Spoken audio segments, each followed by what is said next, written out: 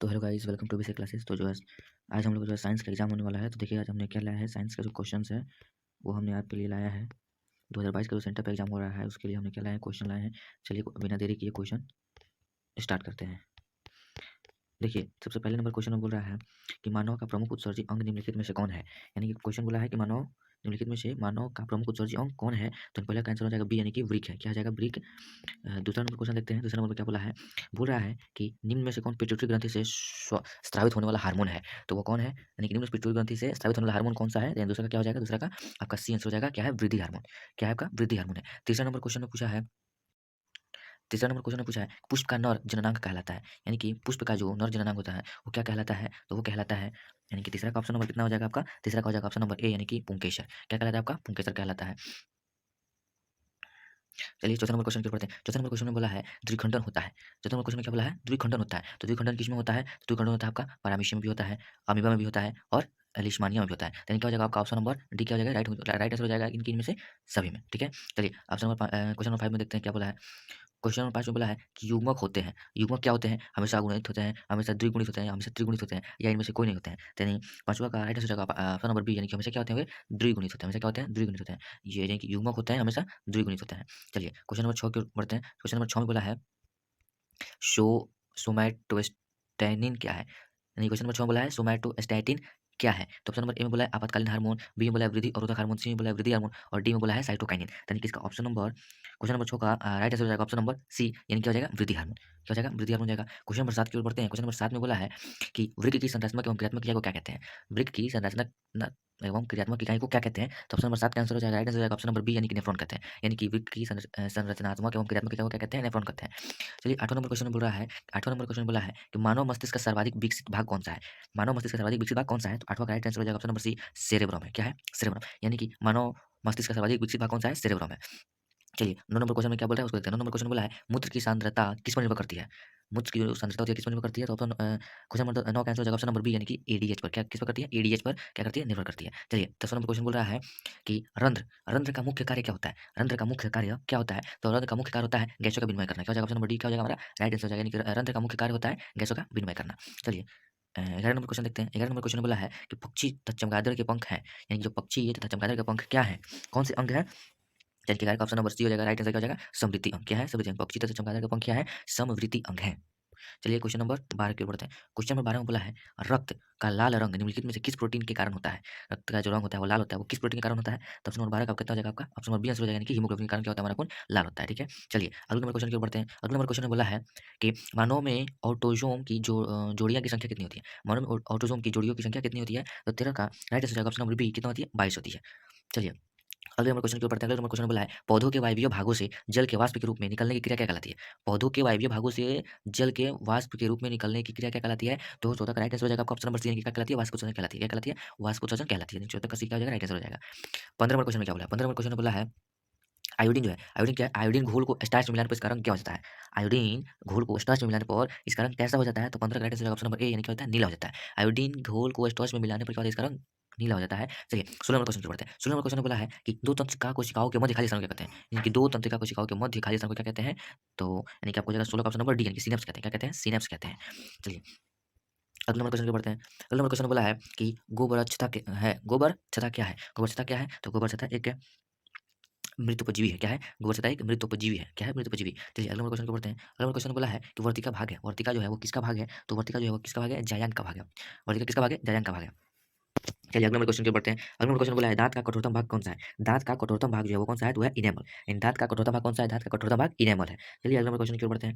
20 number question बोला है एक खाद्य श्रृंखला में दूसरे पोषी स्तर पर हमेशा कौन रहता है। एक खाद्य श्रृंखला में दूसरे पोषी स्तर पर हमेशा कौन रहता है। तो वो हमेशा कौन रहता है, हमेशा रहता है मांसाहारी ही रहता है। क्या रहता है, खाद्य श्रृंखला में दूसरे पोषी स्तर पर हमेशा कौन रहता है, मांसाहारी रहता है। चलिए अगले नंबर क्वेश्चन की ओर बढ़ते हैं। अगले नंबर क्वेश्चन में बोला है कि गर्म जल प्राप्त करने के लिए हम सौर जल तापक का उपयोग किस दिन नहीं कर सकते हैं। गर्म जल प्राप्त करने के लिए हम सौर जल तापक का उपयोग किस दिन नहीं कर सकते हैं। तो वो कब नहीं कर सकते हैं, अगर कभी, यानी कि बादलों वाले दिन। किसके दिन, बादलों वाले दिन में हम नहीं कर सकते हैं। ठीक है, चलिए अगले नंबर क्वेश्चन क्यों बढ़ते हैं। अगले नंबर क्वेश्चन बोला है निम्नलिखित में से कौन जैव मात्रा ऊर्जा स्रोत का उदाहरण नहीं है। तो 22 का जगह ऑप्शन नंबर सी, यानी कि नाभिकीय ऊर्जा। क्या हो जाएगा, नाभिकीय ऊर्जा। चलिए अगले नंबर क्वेश्चन क्यों बढ़ते हैं। अगले नंबर क्वेश्चन बोला है समजात अंगों का उदाहरण है। समजात अंगों का उदाहरण कौन सा है। तो समजात अंगों का उदाहरण है पहला, मानव हाथ तथा कुत्ते का अग्रपात, ये सही है। दूसरा, मानव दाँत तथा हाथी का दाँत, ये भी सही है। और ऑप्शन नंबर सी यानी कि आलू एवं घास के ऊपरी भू-अस्तारे, और डी में है इनमें सभी। तो ऑप्शन नंबर कितना हो जाएगा? ऑप्शन नंबर डी क्या हो जाएगा हमारा? राइट आंसर हो जाएगा, यानी कि इनमें से सभी। चलिए, क्वेश्चन नंबर 24 में बोल रहा है कि निम्नलिखित में से कौन परागकोश में होते हैं? निम्नलिखित में से कौन परागकोश में होते हैं? तो देखिए, परागकोश में कोई नहीं होता है, परागकण होता है। क्या होता है? परागकोश में परागकण होता है। अच्छा, अगला नंबर क्वेश्चन बोल रहा है, निम्नलिखित में से कौन आहार श्रृंखला का निर्माण करते हैं? अगला नंबर क्वेश्चन बोला है, निम्नलिखित में से कौन आहार श्रृंखला का निर्माण करते हैं? तो देखिए, आहार श्रृंखला का निर्माण जो करते हैं वो कौन करते हैं? घास, बकरी तथा मानव। यानी कि जो घास और बकरी तथा मानव है, वो क्या करते हैं? आहार श्रृंखला का निर्माण करते हैं। चलिए, अगले नंबर क्वेश्चन की ओर बढ़ते हैं। अगले नंबर क्वेश्चन बोला है, अगला नंबर क्वेश्चन बोला है कि फिलोसफिक जूलॉजिक्विक नामक पुस्तक किसके द्वारा लिखी गई थी? ठीक है? इस नामक पुस्तक जो थी वो किसके द्वारा लिखी गई है? तो आपका 26 का राइट आंसर हो जाएगा ऑप्शन नंबर डी, यानी कि लामार्क के द्वारा क्या लिखी गई है? लामार्क के द्वारा लिखी गई है, लामार्क के द्वारा लिखी गई है। चलिए, अगला नंबर क्वेश्चन देखते हैं। अगला नंबर क्वेश्चन बोला है, रेजिन एवं गोंद कहाँ संचित रहता है? रेजिन एवं गोंद कहाँ संचित रहता है? तो आपका राइट आंसर हो जाएगा छाल में। रेजिन एवं गोंद कहाँ स्थित रहता है? तो छाल में रहता है, ठीक है? अगला नंबर क्वेश्चन बोला है, निम्न में से किस माध्यम में प्रकाश की चाल अधिकतम होती है? निम्न में से किस माध्यम में प्रकाश की चाल क्या रहती है? अधिक रहती है। तो 28 का राइट आंसर हो जाएगा ऑप्शन नंबर बी, हवा में। हवा में क्या होती है? तो प्रकाश की चाल होती है, क्या होती है? अधिक होती है, अधिकतम होती है। अगला नंबर क्वेश्चन बोला है कि विद्युत आवेश का ऐसे मात्रक क्या होता है? विद्युत आवेश का ऐसे मात्रक जो होता है वो होता है कूलम होता है। क्या होता है? कूलम होता है। यानी विद्युत आवेश का ऐसे मात्रक क्या होता है? कूलम होता है। अगला नंबर क्वेश्चन बोला है कि अभी अतिभारण के मध्य समय विद्युत परिपथ में विद्युत धारा का मान क्या होता है? अतिभारण के समय विद्युत परिपथ में विद्युत धारा का मान क्या होता है? तो क्या होता है? बहुत अधिक होता है। क्या होता है? अतिभारण के समय विद्युत परिपथ में विद्युत धारा का मान क्या होता है? बहुत अधिक होता है। अगला नंबर क्वेश्चन देखते हैं। अगला नंबर क्वेश्चन बोला है, विभक्त वलय का उपयोग किस उपकरण में किया जाता है? विद्युत विभक्त वलय का उपयोग किस उपकरण में किया जाता है? तो इसमें क्या होता है? विद्युत मोटर में किया जाता है। विद्युत वलय का उपयोग किस उपकरण में किया जाता है? तो विद्युत मोटर में किया जाता है। चलिए, अगला नंबर क्वेश्चन देखते हैं। अगला नंबर क्वेश्चन बोला है कि सौर कुकर के लिए कौन-सा दर्पण सर्वाधिक उपयुक्त होता है? अगला नंबर क्वेश्चन बोला है, सौर कुकर के लिए जो है वो कौन-सा दर्पण सर्वाधिक होता है, सर्वाधिक उपयोगी होता है, तो वो होता है, कौन होता है? ऑप्शन नंबर बी, यानी कि उत्तल दर्पण होता है। कौन होता है? अवतल दर्पण।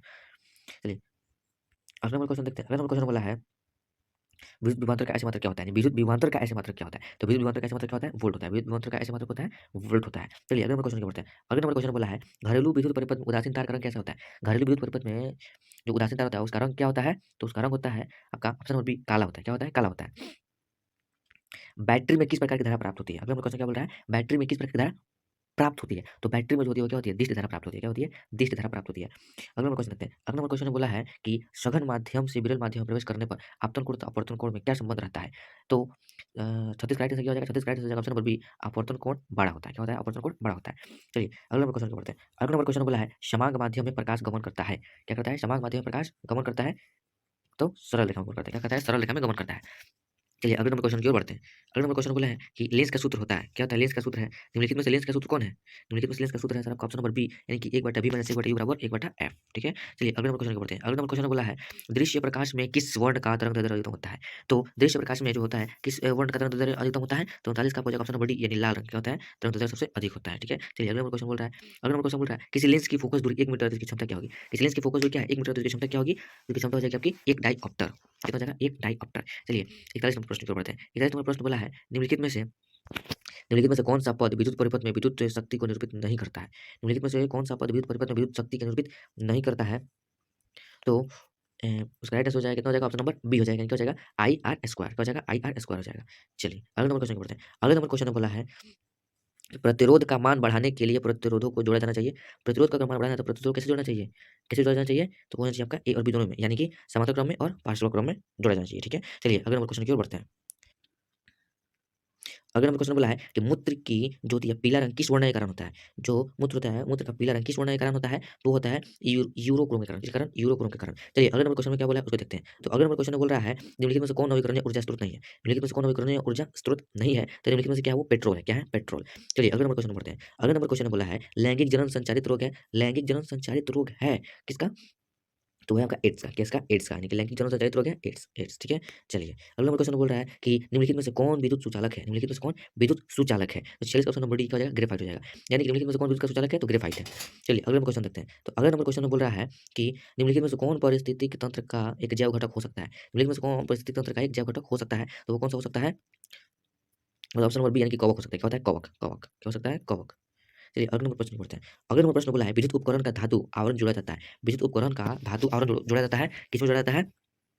ऑप्शन नंबर बी में यानी कि भूतार से, किसे भूतार से, किसे भूतार से। चलिए अगले नंबर प्रश्न की ओर बढ़ते हैं। अगले नंबर प्रश्न बोला है निम्नलिखित में से किसमें विद्युत मोटर का उपयोग होता है? निम्नलिखित में से किसमें विद्युत मोटर का उपयोग होता है? तो उसको होता है टेप रिकॉर्डर में। किसमें होता है? टेप रिकॉर्डर में होता है। आपका किसका विद्युत मोटर का उपयोग किसमें होता है? टेप रिकॉर्डर में होता है। चलिए 50वां नंबर क्वेश्चन बोल रहा है कि दो हल्के नाभिकों के जुड़कर एक नाभिक बनने की क्रिया को कहते हैं। दो हल्के नाभिक को जुड़कर एक भारी नाभिक बनने की क्रिया को क्या कहते हैं? तो क्या कहते हैं? नाभिकीय संलयन कहते हैं। इसी को क्या कहते हैं? नाभिकीय संलयन कहते हैं।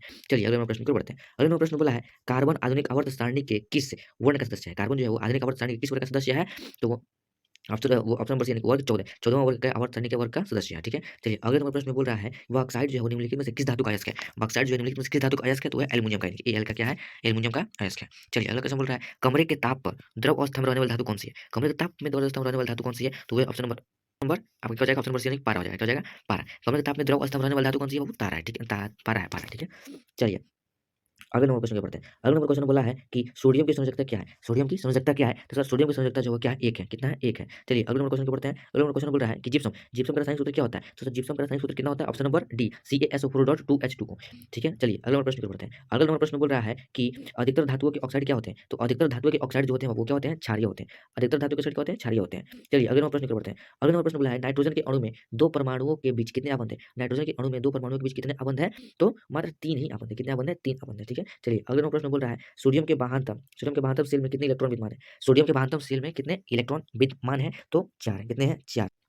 चलिए अगले नंबर प्रश्न की ओर बढ़ते हैं। अगले नंबर प्रश्न बोला है निम्नलिखित में से कौन सी धातु उनके गलित क्लोराइड के वैद्युत अपघटन करके किया जाता है? तो कौन सा है वो? ऑप्शन नंबर बी यानी कि क्या है? कॉपर है। क्या है? कॉपर। चलो अगले नंबर प्रश्न की ओर बढ़ते हैं। अगले नंबर प्रश्न बोला है कोई धातु ऑक्सीजन के साथ अभिक्रिया कर उच्च गलनांक वाला यौगिक बनाता है। यह यौगिक जल में विलय है। यह तत्व किस तत्व में कौन सा हो सकता है? तो वो कौन सा हो सकता है? तो शायद ऑप्शन नंबर डी हो जाएगा। क्या हो जाएगा? डी यानी कैल्शियम हो जाएगा। ठीक है, चलिए अगले नंबर प्रश्न की ओर बढ़ते हैं। अगले नंबर प्रश्न बोला है फेनोल्फथालीन सूचक का क्षारीय माध्यम में कैसा रंग होता है? फेनोल्फथालीन सूचक का क्षारीय माध्यम में कैसा रंग होता है? तो उसका रंग होता है आपका गुलाबी होता है। क्या होता है? गुलाबी। कैसा रंग होता है आपका? गुलाबी रंग होता है। चलिए अगला नंबर क्वेश्चन बोल रहा है एसिटिक अम्ल का आईयूपीएच नाम क्या है? एसिटिक अम्ल का आईयूपीएच नाम होता है एथेनोइक अम्ल। क्या होता है? एथेनोइक अम्ल। चलिए अगला नंबर प्रश्न बोल रहा है कि निम्नलिखित में से कौन सी धातु तनु H2SO4 से अभिक्रिया नहीं करती है? निम्नलिखित में से कौन सी धातु जो है वो तनु H2SO4 से अभिक्रिया नहीं करती है? तो वो क्या हो जाएगा? ऑप्शन नंबर सी में जाएंगे, कॉपर हो जाएंगे। क्या हो जाएंगे? कॉपर। कॉपर जो है क्या H2SO4 से अभिक्रिया नहीं करती है। चलिए अगले नंबर प्रश्न की ओर बढ़ते हैं। अगला नंबर प्रश्न बोल रहा है निम्नलिखित में धातुओं का युग्म होता है। निम्नलिखित में धातुओं का युग्म होता है तो ऑप्शन नंबर यानी कि सोडियम कैल्शियम होता है। क्या होता है? सोडियम कैल्शियम होता है। ठीक है, तो अब एक लास्ट प्रश्न देखते हैं।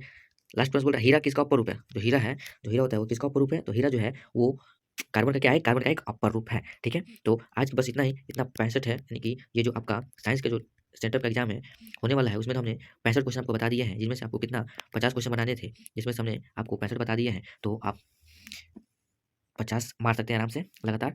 अगर आपको आंसर चाहिए तो कमेंट में यस लिख के भेजिए और टेलीग्राम में जुड़ जाइए। ठीक है, तो अगर ये वीडियो आपको पसंद आए तो वीडियो को लाइक और शेयर जरूर कीजिएगा और हमारे इस यूट्यूब चैनल को सब्सक्राइब जरूर कीजिएगा। मिलते हैं हम आपको अगले वीडियो में, तब तक के लिए धन्यवाद।